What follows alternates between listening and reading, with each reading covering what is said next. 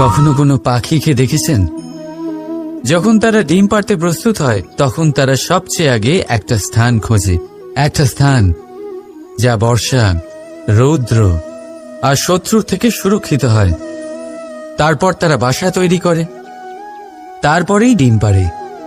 আর তারপর যখন সেই ডিম ফুটে তার সন্তানদের জন্ম হয়, সে তাদের খাবার খাওয়ায়, তাদের রক্ষণাবেক্ষণ করে। কিন্তু যখন তাদের ডানা গজায় তখন না সে তাদের খাবার দেয় আর না তাদের বাসা বানাতে শেখায়। শুধুমাত্র তাদের উড়তে শেখায় সে। তারপর সেই বাচ্চারা আকাশে উড়তে শিখে নিজেরাই নিজেদের খাবার জোগাড় করতে শিখে যায়, নিজেরাই নিজেদের বাসা বানাতে শিখে যায়। আর আমরা মানুষেরা কি করি? আমাদের সন্তান বড় হয়ে যাওয়া সত্ত্বেও তাদের নিয়ে সর্বদা দুশ্চিন্তা করি। তার জন্য আমরা গৃহ নির্মাণের চেষ্টা করি। নিজের সন্তানকে আরো শক্তিশালী করে গড়ে তোলার বদলে তাকে আমরা দুর্বল করে দিই। জীবনে সেটাই করুন যা একটা পাখি করে। নিজের সন্তানকে আকাশে ওড়ার শিক্ষা দিন, সংস্কার দিন, আর একটা নির্দিষ্ট সময়ের পরে তাকে নিজের আকাশ নির্ধারণ করতে মুক্ত করে দিন। রাধা রাধা। সাগরে সেতু বাঁধার গল্প তো আপনারা নিশ্চয়ই শুনে থাকবেন। রামচন্দ্রের সেনাকে 100 যোজন সমুদ্র অতিক্রম করে লঙ্কায় আক্রমণ করতে হতো। সেতুকার নল আর নীল সেতু বাঁধার উপায় বের করল। কিন্তু প্রশ্ন ছিল, সেতু বাঁধা কি করে হবে? সমুদ্র অত্যন্ত গভীর। কত পাথর দেওয়া হলে এই বিশাল সমুদ্র অতিক্রম করা সম্ভব হবে? তখন এক উপায় নির্ধারিত হল। পাথরের ওপর লেখা হলো রামের নাম। আর যখন সেই পাথরগুলোকে সাগরে ফেলা হলো, সেগুলো ভাসতে লাগলো।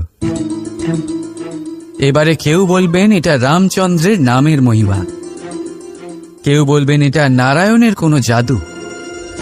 কিন্তু না, এটা রামচন্দ্রের সেই গুণ, ওনার ব্যক্তিত্বের সেই মহান দিক যা ওনার প্রতিনিধিত্ব করেছে। তাই সেই পাথরও সাগরে ভেসে ওঠে।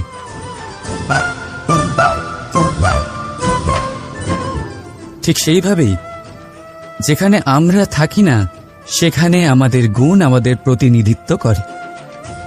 আমাদের নামের শক্তি আমরা নিজেরাই তৈরি করি, আমাদের কর্ম দিই, আমাদের গুণ দিই। এবার সিদ্ধান্ত আপনার যে আপনার নামের সাহায্যে কেউ বিপদ থেকে উদ্ধার হবে, নাকি আপনার দুষ্কর্মের ফলে কেউ ডুবে যাবে। ভালো করে ভেবে দেখুন। রাধা রাধা। মানুষ নিজের পরিবারের জন্য কত কিছুই না করে, দিন রাত পরিশ্রম করতে থাকে যাতে তার পরিবারের প্রয়োজন পূরণের জন্য অর্থ রোজগার করতে পারে। কিন্তু শুধু অর্থ রোজগার করাটাই কি যথেষ্ট? আপনি বলবেন, হ্যাঁ নিশ্চয়ই, অর্থ দিয়ে সব কিছু পাওয়া যায়, বিদ্যা পাওয়া যায়, বাড়ি পাওয়া যায়, ওষুধ পাওয়া যায়, আর কত কিছুই না পাওয়া যায়। এইসব একটা পর্যায় পর্যন্ত সঠিক, কিন্তু একটু মন দিয়ে ভেবে দেখুন। যখন কোনো শিশু অসুস্থ হয়ে পড়ে, তখন সে ওই তিক্ত ওষুধ কেন খেয়ে নেয়? এই জন্য কারণ ওর পিতা সেই ওষুধ অর্থ দিয়ে কিনেছে? না, বরং এই জন্য কারণ তার পিতা যে তার সামনে দাঁড়িয়ে, তার ওপরে তার বিশ্বাস আছে। বিশ্বাস আছে যে উনি তার কিচ্ছু হতে দেবেন না। এই বিশ্বাস, এই সংস্কার, এই শিক্ষা কখনো অর্থ দিয়ে পাওয়া যায় না।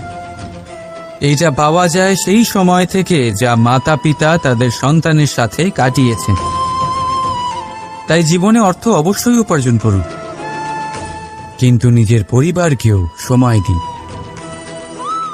আনন্দ পাবে। রাধা রাধা। আমরা প্রত্যেকেই অবশ্যই এমন সময় দেখেছি যখন অনেকগুলো সমস্যা একসাথে আমাদের জীবনে এসে পড়ে। সমস্যা আমাদের প্রত্যেকের জীবনেই থাকে। আমরা তার সমাধান খুঁজতে চেষ্টা করি, কখনো সমাধান খুঁজে পাই, আবার কখনো যতই চেষ্টা করি না কেন কোনো সমাধান খুঁজেই পাই না। আর যখন এটা হয় তখন মানুষ অত্যন্ত বিচলিত হয়ে পড়েন। নিজের আত্মীয় স্বজন, নিজের বন্ধু বা সংসার, এদের ওপরে এই দোষ চাপিয়ে দেন যে এদের জন্যই এই সমস্যা এসেছে। এবার যদি আমি আপনাকে কোনো পরামর্শ দিই তাহলে এটাই বলবো যে দৃষ্টিভঙ্গি পাল্টে দেখুন। এই দৃষ্টিভঙ্গি দিয়ে দেখুন যে এই সংসারে যে সমস্যায় আসুক না কেন তার জন্য কেউ দোষী নয়, না আপনি না অন্য কেউ।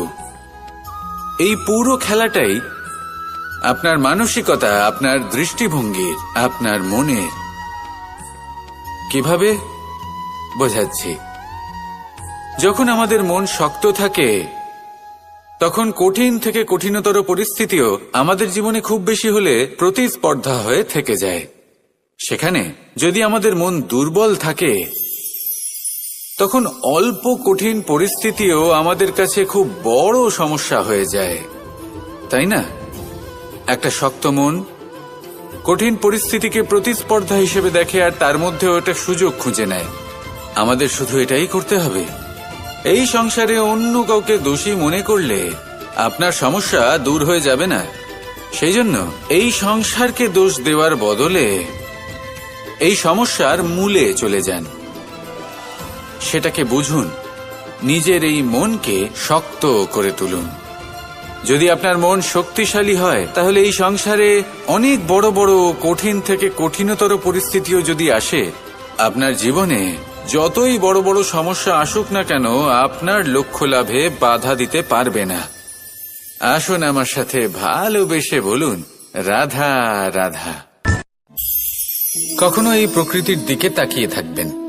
এই প্রকৃতি অনেক ধরনের শিক্ষা দেয়। কোন একটা গাছকে দেখুন কিভাবে সে মাটি থেকে জল শুষে নেয়। সে ঝড় হোক বা হোক কড়া রোদ সব সহ্য করে এবং অবশেষে সে ফল ধারণ করে। আর সেই ফল উৎপন্ন করার পরে সে ফল কিন্তু সে নিজে গ্রহণ করে না, এই সংসারকে প্রদান করে, যাতে পশু পাখি মানুষ তারা এই ফল গ্রহণ করে শক্তিশালী হয়ে উঠতে পারে, সুস্থ থাকতে পারে। সেভাবেই নদী, সরোবর এরা নিজেরাও কিন্তু নিজেদের জল গ্রহণ করে না, মাটিকে প্রদান করে, পশু পাখিকে প্রদান করে। সূর্য নিজেও নিজের জন্য প্রজ্বলিত হয় না, সে প্রকাশ ছড়িয়ে দিতে চায় আমাদের সবার কাছে, সে আলো পৌঁছে দিতে চায়। এই প্রত্যেকের কর্মে পরমার্থ নিহিত আছে, আর সেই জন্যই এদের সকলকে পুজো করা হয়। তাই মনে রাখবেন, আপনার কাছে জীবন যাপনের অতিরিক্ত যা কিছুই আছে তা পরমার্থের জন্য। তাহলে তার সদ্ব্যবহার করুন আর আমার সাথে ভালোবেসে বলুন, রাধা রাধা। আমরা সবাই পাথর দেখেছি, পর্বতও দেখেছি, শুকনো পাতাও দেখেছি, শ্যামল বনানীও দেখেছি। কখনো ভেবেছেন পাথরের অস্তিত্ব কিন্তু ততক্ষণ পর্যন্ত যতক্ষণ সে পর্বতের গায়ে আটকে থাকে। যখন সেই পর্বত থেকে সেই পাথর ভিন্ন হয়ে যায় ও নিজের অস্তিত্ব হারিয়ে ফেলে। আস্তে আস্তে কখনো পাথর কেটে বা কখনো পিষ্ট হয়ে সেই পাথর আস্তে আস্তে মাটিতে পরিণত হয় এবং পূর্ণরূপে নিজের অস্তিত্ব হারিয়ে ফেলে। এটাই পাতার সাথেও হয়। এই পাতা যতক্ষণ গাছের ডালের সাথে যুক্ত ততক্ষণ তার অস্তিত্ব থাকে। যখনই ডাল থেকে বিচ্ছিন্ন হয় সেও নিজের অস্তিত্ব হারিয়ে ফেলে। আর এটাই আমাদের সাথেও হয়।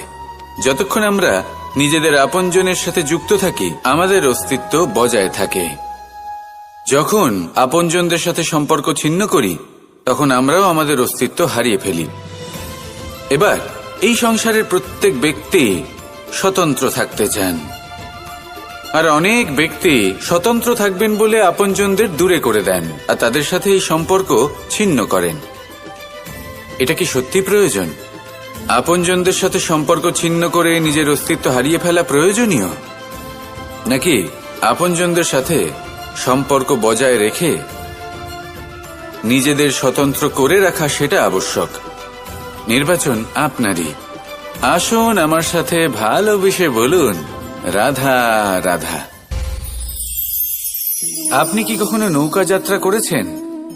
করে না থাকলেও নিশ্চয়ই দেখেছেন যে এই জল যা নিজের অন্তরে সব কিছু সমাহিত করে নিতে পারে, এই নৌকা সেই জলের ওপরেই ভেসে থাকে। নদীর স্রোত কাটিয়ে সে সামনে অগ্রসর হয়।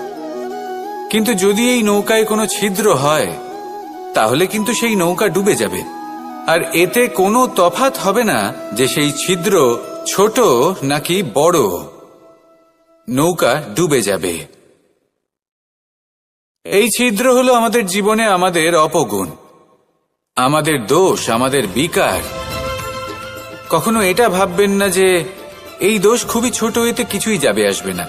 না, সেই ছোট দোষ, সেই ছোট বিকার যদি সেটাকে শুধরে না নেন তাহলে সেটা আপনাকে আপনার পতনের দিকে নিয়ে যাবে। শেষ পর্যন্ত এটা আপনার উপর নির্ভরশীল যে আপনি কি চান। আপনার জীবনের এই নৌকা এভাবেই ডুবে যেতে দেখবেন, নাকি নিজেকে শুধরে নিয়ে সেই নৌকার সেই ছিদ্রটাকে ভরিয়ে তুলতে চাইবেন? নির্বাচন আপনার। আসুন আমার সাথে ভালোবেসে বলুন, রাধা রাধা। জল, জলই পৃথিবীতে বেঁচে থাকার জন্য আবশ্যক তো বটেই, কিন্তু এই জল আমাদের একটা অত্যন্ত গুরুত্বপূর্ণ শিক্ষা প্রদান করে। কখনো এই জলকে দেখেছেন?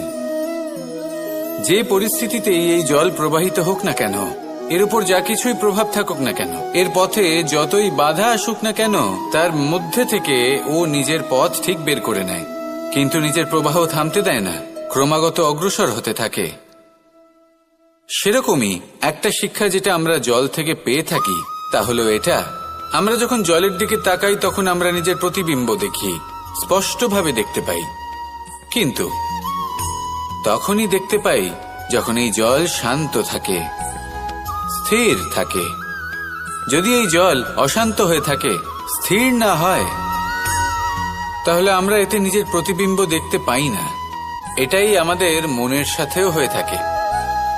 যখনই জীবনে কোনো সংকট আসে, যদি আমরা শান্ত মনে, স্থির মনে সিদ্ধান্ত নিই, তাহলে সেটা এমন একটা শীতল সিদ্ধান্ত হবে যেটা আমাদের ভবিষ্যৎকে একটা শ্রেষ্ঠ স্থানে নিয়ে যাবে। যদি এই মন অশান্ত হয়, বিচলিত হয়, পীড়িত হয়, দুঃখিত হয়ে থাকে, রুষ্ট হয়ে থাকে, তাহলে অনেক সময় আমরা এমন সিদ্ধান্ত নিই যেটা আমাদের জন্য অনুচিত প্রমাণিত হয়। যখন আপনি ক্রুদ্ধ ছিলেন বা দুঃখের বশে ছিলেন, তখন অনেক সময় হয়তো এমন সিদ্ধান্ত নিয়েছেন যেটার জন্য ভবিষ্যতে আপনি অনুশোচনা করেছেন। এবার দেখুন, এই আবেগগুলো থেকে আমরা পালাতে পারবো না, কিন্তু এই আবেগগুলো আপনার উপর কতটা প্রভাব ফেলবে সেটা আমরা অবশ্যই ঠিক করতে পারি। এই মনকে আমরা নিয়ন্ত্রণ করতে পারি। এটাই করুন, চিন্তা করুন, এই মনকে শান্ত রাখুন, স্থির হতে চেষ্টা করুন, আর তারপরে সিদ্ধান্ত নিন। আসুন আমার সাথে ভালোবেসে বলুন, রাধা রাধা। এই সংসারে ভৌতিক বস্তুরও নিয়তি আছে। যারাই এই সংসারে আসে বা উৎপন্ন হয়, তারা কিছুমাত্র সময় পর্যন্তই এখানে থাকতে পারে, আর তারপরে সেও লুপ্ত হয়ে যায়, অর্থাৎ সে নিজেও এই পঞ্চমহাভূতে সমাহিত হয়ে যায়। আমাদের সাথেও ঠিক এটাই হয়। সেই জন্যই ঈশ্বর দ্বারা প্রদত্ত এই উপহারের বিষয়ে ভাবুন, এই জীবনের বিষয়ে ভাবুন।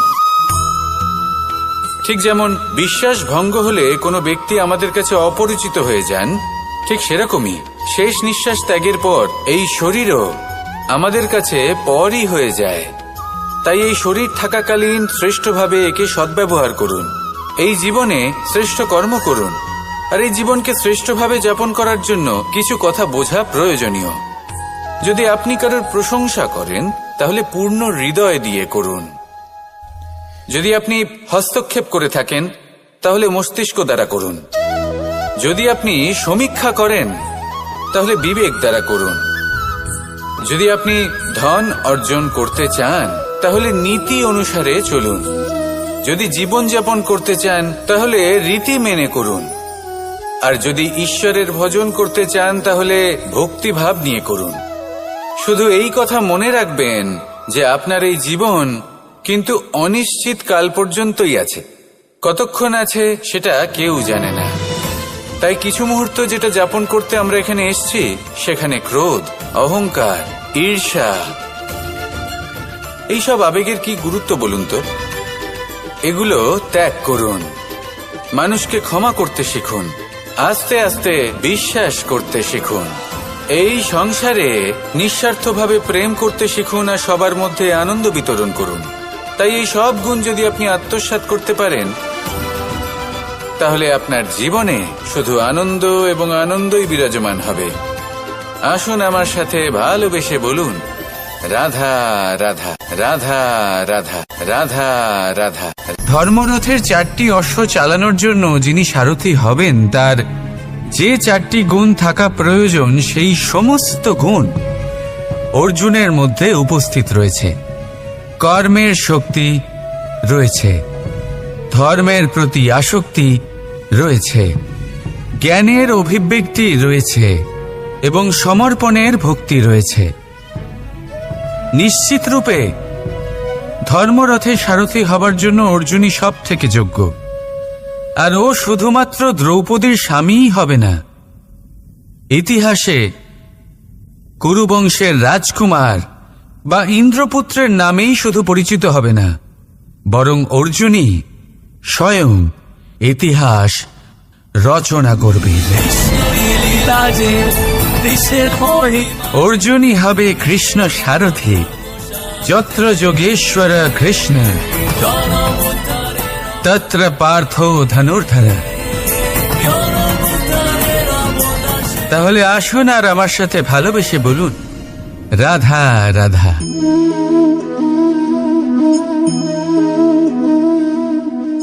আপনার কি মনে হয় আমি কি করছি?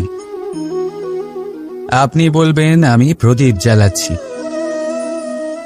সঠিক, কিন্তু প্রশ্ন হচ্ছে যে আমি কি আপনাকে বলেছি যে একে প্রদীপ বলা হয়? না। এই প্রদীপ কি নিজেই নিজের পরিচয় আপনাকে দিয়েছে? না। তাহলে আপনি কি করে জানলেন যে একে প্রদীপ বলা হয়? উত্তর হচ্ছে প্রকাশ, যে স্বয়ং জ্বলে অন্ধকারের মধ্যে সংসারকে পথ দেখায়, সেটাই প্রদীপ। যা নিরাশার মাঝে আশার আলো প্রদর্শন করে, সেটাই প্রদীপ। অপর দিকে আছে সাপ, যাকে না দেখেও তার ফনার আওয়াজ শুনেই লোকে ভয় পেয়ে যায়। তার মানে ব্যক্তির পরিচয় তার কর্মের দ্বারা পাওয়া যায়। তাই আপনার এটা বলার প্রয়োজন নেই যে আপনার পরিচয় কি। এটা আপনার কর্মই নিশ্চিত করবে যে লোকে আপনাকে প্রদীপ ভেবে ভালোবাসবে নাকি সাপ ভেবে ভীত হয়ে থাকে। রাধা রাধা। সময় কত বিচিত্র হয়।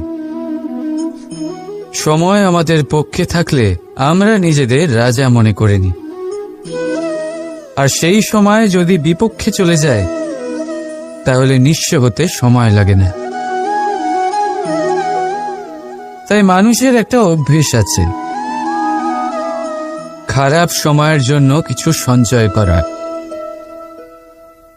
আত্মীয়, বন্ধু খারাপ সময় পাশ থেকে সরে যায়। যশ, মান প্রতিকূল সময় চিরস্থায়ী হয় না। তাই মানুষ মনে করে অর্থ সঞ্চয় করাই শ্রেয়। অর্থের কোনো হৃদয় নেই যা সময়ের সাথে পরিবর্তিত হবে। সংসার বলে সর্বদা অর্থ সঞ্চয় করতে থাকো। খারাপ সময় অবশ্যই কাজে লাগবে, কিন্তু আমি বলবো শুভ কর্ম করতে থাকুন, আনন্দে থাকুন, নিজের ওপর আর ঈশ্বরের ওপরে বিশ্বাস রাখুন। খারাপ সময় কখনো আসবেই না। রাধা রাধা। প্রকৃতি মানুষকে এক বিশেষ শক্তি দিয়েছে, অন্য জীবের থেকে বেশি শক্তি দিয়েছে। স্মরণ শক্তি।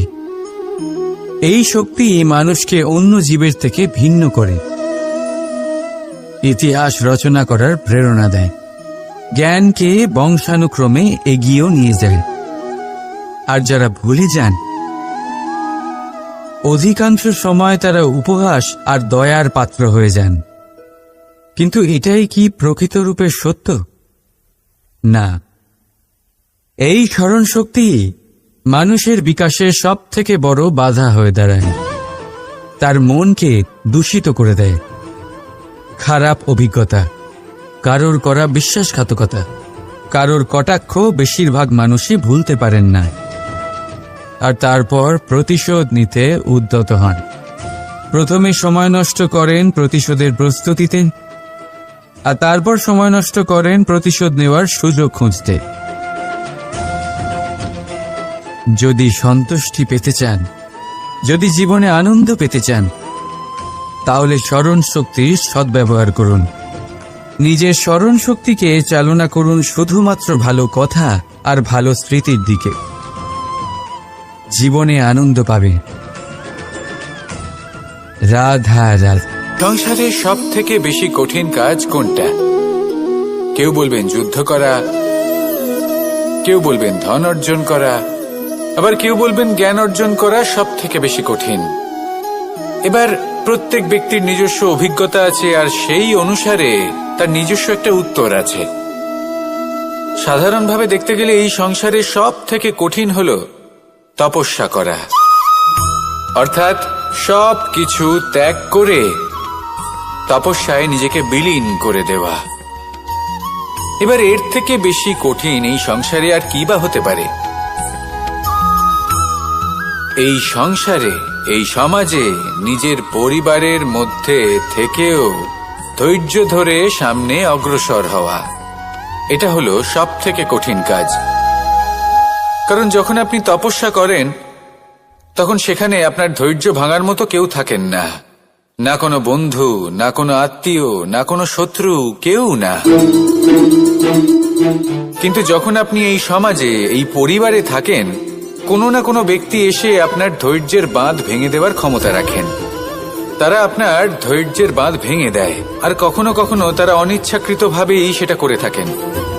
কারণ তাদের মানসিকতা আপনার থেকে আলাদা, তাদের কর্ম আপনার থেকে আলাদা, তাদের দৃষ্টিভঙ্গি আপনার থেকে আলাদা, জীবন যাপন আপনার থেকে আলাদা। সেক্ষেত্রে আপনি ধৈর্যচ্যুত হন, প্রসন্নতা আপনার থেকে ছিনিয়ে নেওয়া হয়। সেই জন্য এই সংসারে, এই পরিবারের থেকেও ধৈর্য ধরে সামনে অগ্রসর হওয়া কোনো পর্বতের শিখরে গিয়ে তপস্যা করার থেকেও অনেক বেশি কঠিন। আর যে ব্যক্তি এই সমাজেই, এই পরিবারে, সেই সকল মানুষের মধ্যে থেকে গিয়েও ধৈর্য ধরে অগ্রসর হতে থাকেন, যারা এই কাজটা শিখে নিতে পারেন, তারাই কিন্তু জীবনে আনন্দ লাভ করতে পারেন। এই ধৈর্যই শেষে আপনার জীবনে প্রসন্নতা বহন করে আনবে। তাই ধৈর্য ধরে জীবনের পথে অগ্রসর হন, আর আমার সাথে ভালোবেসে বলুন রাধা রাধা। এই জীবনে তিনটি গুরুত্বপূর্ণ শব্দ আছে, যা বোঝা আমাদের কাছে খুব গুরুত্বপূর্ণ, এবং এই তিনটি শব্দের নিজস্ব অর্থ আছে। প্রথম হলো সঙ্গবদ্ধতা, অর্থাৎ একসাথে মিলে কাজ করতে হবে, একসাথে মিলে পরিশ্রম করতে হবে, সামনে এগোতে হবে। এরকম করতে পারলে আপনার শক্তি বৃদ্ধি পাবে, আপনার ক্ষমতা বৃদ্ধি পাবে, আপনি এগোতে পারবেন এবং অনেক দূরে যেতে পারবেন। দ্বিতীয় হলো আত্মবিশ্বাস। হেরে যাওয়া বস্তুও আবার জিতে নিতে পারবেন। যদি আপনার নিজের আত্মবিশ্বাস থাকে, তাহলে আপনি কখনো পরাজিত হবেন না। এবং তৃতীয় হলো অহংকার। জয়লাভ করার পরেও কিন্তু এটা আপনাকে পরাজিত করতে পারে। সেই জন্য জীবনে সঙ্গবদ্ধ হন, আত্মবিশ্বাস রাখুন, কিন্তু কখনোই অহংকার করবেন না। এই অহংকার আপনার থেকে সব কিছু কেড়ে নিতে পারে। এই অহংকারের জন্যই মথুরাপতি কংস নিজের পতনের দিকে অগ্রসর হয়েছিলেন। এই অহংকারকে ত্যাগ করুন আর আমার সাথে ভালোবেসে বলুন, রাধা রাধা। আমরা যখনই কোনো গাছের চারা রোপণ করি তখন সবার আগে পরীক্ষা করে দেখি যে যেখানে আমরা চারা রোপণ করতে চলেছি সেখানকার মাটি আদৌ উর্বর কিনা, সেই মাটি সেই চারাকে বাড়তে সাহায্য করবে কিনা। যখন একটা চারা রোপণের আগে আমরা এত কিছু ভাবতে পারি, তাহলে কাউকে বিশ্বাস করার আগে আমরা কেন ভাবি না? জীবনে কখনো এই বিশ্বাসরূপী চারা কোথাও রোপণ করার আগে বোঝার চেষ্টা করুন যে যার ওপর আপনি বিশ্বাস করতে চলেছেন সে কি আদৌ আপনার বিশ্বাসের যোগ্য কি না। ভেবে দেখুন সেই ব্যক্তি ভবিষ্যতে গিয়ে আপনার বিশ্বাস ভাঙতে পারে কিনা।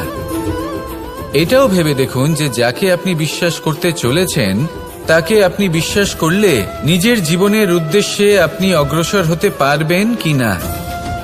আর তার জন্য প্রয়োজন সঠিক সিদ্ধান্ত, পরখ করা, কোনটা উচিত কোনটা অনুচিত সেটা বোঝা। আর তাতে কিন্তু আপনি সন্দেহবাতিক হবেন না, তাতে আপনি আরো নিপুণ হয়ে উঠবেন। তাই যদি আপনি নিপুণ হয়ে উঠতে চান তাহলে বোঝার চেষ্টা করুন, পরখ করে দেখুন, কোনটা উচিত কোনটা অনুচিত বুঝুন। আর বিশ্বাস তখনই করুন যখন আপনি 100% নিশ্চিত হবেন যে সে বিশ্বাসের যোগ্য। আসুন আমার সাথে ভালোবেসে বলুন, রাধা রাধা। রাধা কখনো কখনো আমার জন্য বড়ই সুগন্ধি আতর নিয়ে আসে, পারিজাত ফুলের মালা নিয়ে আসে আমার প্রসাধন করবে বলে, এবং আমার সব থেকে বেশি প্রিয় মাখন নিজে হাতে বানিয়ে আনে আমাকে নিজে হাতে খাইয়ে দেবে বলে, সবকিছু আমাকে প্রসন্ন করবে বলে। কিন্তু আপনি কখনো ভেবেছেন যে এই আতর কিভাবে বানানো হয়? সহস্র ফুলের পাপড়ি একসাথে পিষে নিতে হয়, তারপরে তার থেকে যে রস নিঃসৃত হয় সেই রস দ্বারাই আতর তৈরি হয়। অনেক সংখ্যক ফুলকে অসীম যন্ত্রণা ভোগ করতে হয়, তবে তারা আমার প্রসাধন সামগ্রী হয়ে উঠতে পারে। দুধ থেকে মাখন তৈরি করার জন্য কতটা পরিমাণ মন্থন সহ্য করতে হয় সেটা আপনি জানেন। ঠিক সেই রকমই হলো আমাদের জীবনও। বিপদও আসে, কঠিন পরিস্থিতিও আসে, এর সম্মুখীন হতে শিখুন। মনে রাখবেন আপনি হলেন সেই দুধ যাকে মন্থন সহ্য করতে হবে মাখন হয়ে ওঠার জন্য। মনে রাখবেন আপনি হলেন সেই ফুলের মতন যাদের পিষ্ট হতে হবে সুগন্ধি আতর হয়ে ওঠার জন্য, যাকে এই সংসার পছন্দ করে। কখনো কখনো জীবনে আপনার সাথে খারাপ শুধুমাত্র এই কারণে ঘটে যাতে আপনার শ্রেষ্ঠ রূপ এই সংসারের সামনে আসতে পারে। শুধুমাত্র কঠিন পরিস্থিতি এবং বিপদকে একটা সুযোগ হিসেবে দেখার চেষ্টা করুন। আপনার জন্য এই সংসার বদলে যাবে, সংসারকে দেখার দৃষ্টিভঙ্গি পাল্টে যাবে, আপনার ভাগ্য পাল্টে যাবে, আর এই মন প্রসন্ন হয়ে বলবে, রাধা রাধা। পাশা নামক এই খেলাটি আপনারা নিশ্চয়ই খেলেছেন, না খেলে থাকলে দেখেছেন, আর যদি দেখেও না থাকেন তাহলে নিশ্চিত রূপে শুনেছেন। মহাভারতের এই মহাযুদ্ধ কোথাও না কোথাও এই পাশা নামক খেলার কারণে হয়েছিল। পাশার এই বিচিত্র খেলা, দান, এইসবের কারণে কেউ নিজের মাথায় রাজ মুকুট পরিধান করেছিলেন, আবার সেখানেই পরাজিত হওয়ার জন্য কাউকে বনবাসও ভোগ করতে হয়েছিল। কিন্তু এই খেলা সমাপ্ত হওয়ার পরে সমস্ত ঘুঁটি আর এই পাশার ছক একই পুটলিতে স্থান পেল। এটাই হলো আমাদের জীবন। এই সংসারে আমরা জয় পরাজয়ের বিষয়ে এতটাই ভাবি, এত চিন্তা করি যে এই জীবনের খেলার আনন্দটাই উপভোগ করতে পারি না। আর অবশেষে কি হয়? কেউ জয়ী হন, কেউ পরাজিত হন, কিন্তু দুজনেই একই স্থানে পৌঁছে যান। প্রত্যেক ব্যক্তি মৃত্যুর পরে একটি নির্দিষ্ট স্থানেই পৌঁছতে বাধ্য, কিন্তু ততক্ষণ এই জীবন, এই খেলা, তার আনন্দ উপভোগ করুন। এই সংসারে সেই ব্যক্তি শ্রেষ্ঠ স্থানে পৌঁছতে পেরেছেন যিনি এই সংসারকে প্রকাশ প্রদান করেছেন, যিনি কখনো জয় পরাজয় এ বিষয়ে ভাবেননি, শুধু এই জীবনের খেলার আনন্দ উপভোগ করেছেন। এটাই আপনিও করুন আর আমার সাথে ভালোবেসে বলুন, রাধা রাধা। প্রত্যেক মানুষ নিজের জীবনে দুঃখ অনুভব করেন। প্রত্যেকের দুঃখ আলাদা হতে পারে। কারোর মনে এই দুঃখ থাকে যে সে তার বাবা মায়ের সব ইচ্ছে পূরণ করতে পারেননি। কেউ এটা ভেবে দুঃখ পান যে সে চিরকাল সদাচার করেছেন, সৎকর্ম করেছেন, কিন্তু তাও তাকে দুরাচারী বলে মনে করা হয়। কেউ এটা ভেবেও দুঃখ পান যে তার সামনে যে ব্যক্তি রয়েছেন তার চোখে তিনি শত্রু হয়ে উঠেছেন বা দুষ্ট হয়ে উঠেছেন, যেখানে তিনি হয়তো কোনো অনুচিত কাজই করেননি। এবার এই সমস্ত বিষয় নিয়ে ভেবে নিজের ব্যক্তিত্ব নিয়ে সন্দেহ প্রকাশ করবেন না। যদি নিজের ব্যক্তিত্ব নিয়ে কোনো সন্দেহ থেকে থাকে, তাহলে কর্ম সংক্রান্ত প্রশ্ন করুন যে আপনি যা করেছেন তাতে কি উচিত ছিল, কি অনুচিত ছিল।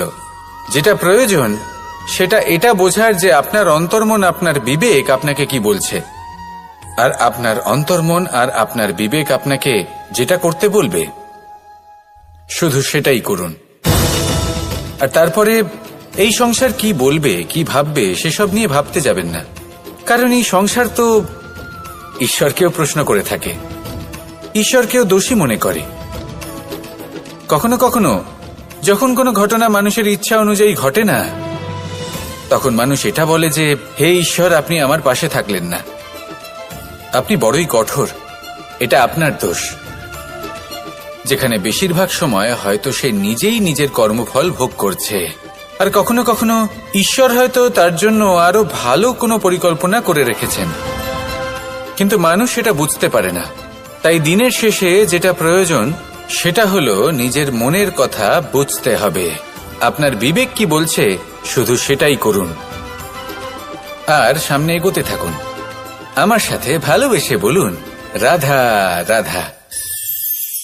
পরিবর্তন, এটা হলো সৃষ্টির অমূল্য নিয়ম।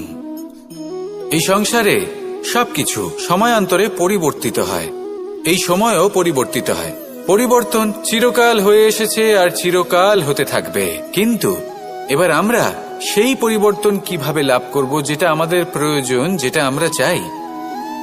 আমরা জীবনে বিকাশ চাই। এই বিকাশ কিভাবে লাভ করতে পারি? এই প্রকৃতি কিন্তু আমাদের অত্যন্ত উত্তম উদাহরণ দিয়ে বুঝিয়েছে। একটি বিন্দুর উদাহরণ দিয়েছে যা ভবিষ্যতে একটা বিশাল নদীর আকার ধারণ করে। এটা কিভাবে হয়? মেঘ থেকে একটি বিন্দু ঝরে পড়ে সেই পর্বতের ওপর যেখানে হিম আছে। সেই হিমের সংস্পর্শে আসা মাত্র সেই বিন্দুর সাথে আরো বেশ কিছু বিন্দু যুক্ত হয়। তারপর তারা অগ্রসর হয়, আরো কিছু বিন্দু যুক্ত হয়, আস্তে আস্তে একটা ক্ষীণ ধারার রূপ ধারণ করে, এবং সেটাই ভবিষ্যতে আরো এগোতে থাকে।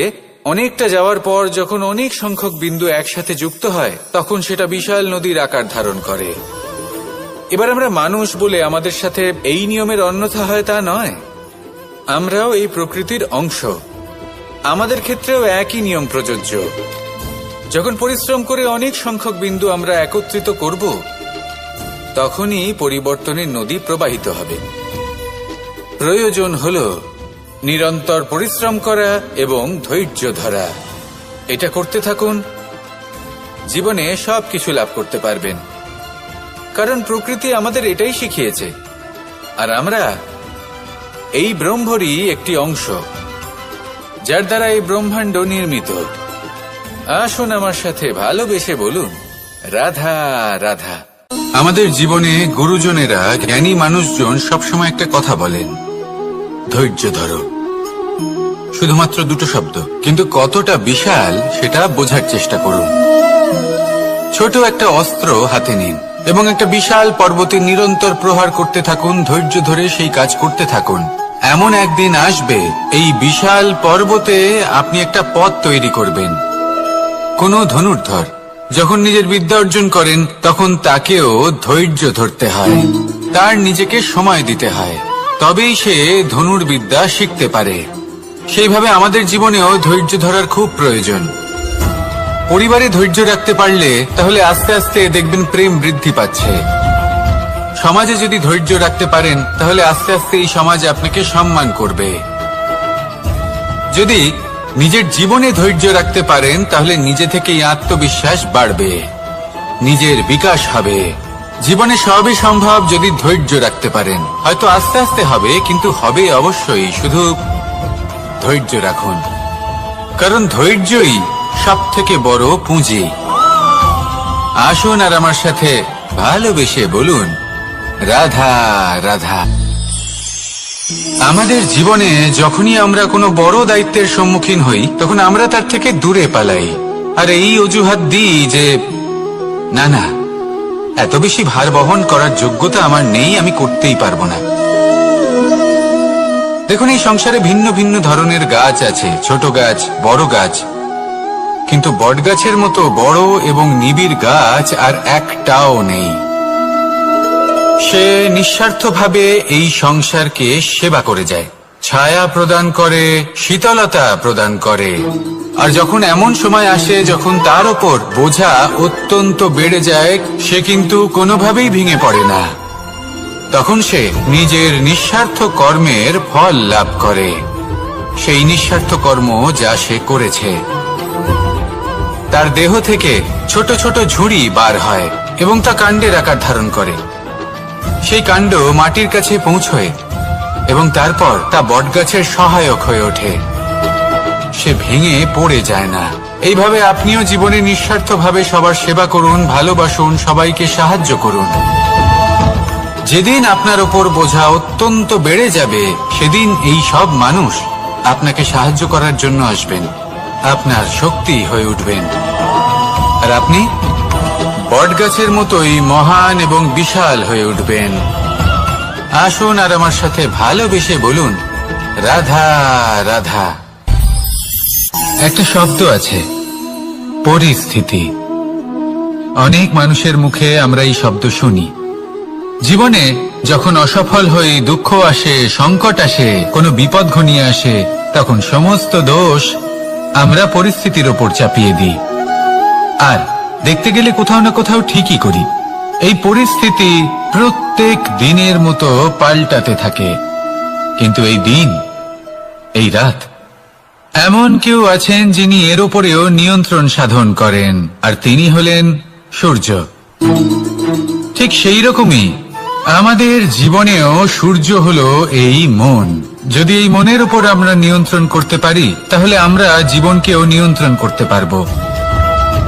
প্রথমে এই মনের রাজা হয়ে উঠতে হবে। তাই মনে রাখবেন, যদি মন দুর্বল হয়, তাহলে পরিস্থিতি আমাদের সমস্যা বলে মনে হবে। এই মন যদি স্থির হয়, পরিস্থিতি প্রতিস্পর্ধা বলে মনে হবে। আর এই মন যদি শক্তিশালী হয়ে ওঠে, তাহলে যে কোনো পরিস্থিতি আপনার কাছে একটা সুযোগ মাত্র, এমন এক সুযোগ যাতে অগ্রসর হয়ে আপনি মহান হয়ে উঠতে পারেন। এই মনের শক্তির বৃদ্ধি ঘটান, মহান হয়ে উঠুন, আর আমার সাথে ভালোবেসে বলুন, রাধা রাধা। খুব সুন্দর একটা কাহিনী আছে। একবার এক ব্যক্তি নিজের অসফলতার জন্য ত্রস্ত হয়ে সময় দেবতার তপস্যা করতে বসলেন। উনি তপস্যা করলেন এবং সময় দেবতা প্রসন্ন হলেন, মানুষের রূপ ধারণ করে ওনার সামনে প্রকট হলেন। এবার সেই ব্যক্তি ওনাকে জিজ্ঞেস করলেন যে কি এমন আছে যার জন্য আপনি বারবার জয়ী হন আর আমি চিরকাল পরাজিত হয়ে থাকি? কেন এত পরিশ্রম করা সত্ত্বেও আমি সাফল্য লাভ করতে পারি না?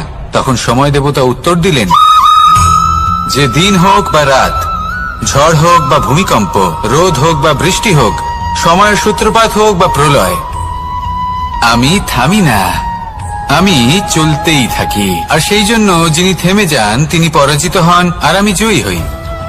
এটাই আমাদের শিখতে হবে। জীবনে সবসময় চলতে থাকুন, কখনো থামবেন না। হ্যাঁ, কিছুক্ষণের জন্য বিরতি নিতে পারেন, বিশ্রাম করার জন্য, নিজেকে আরো সশক্ত করে তোলার জন্য, কিন্তু থেমে যাবেন না।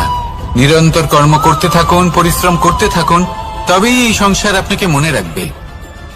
আসুন আমার সাথে ভালোবেসে বলুন, রাধা রাধা।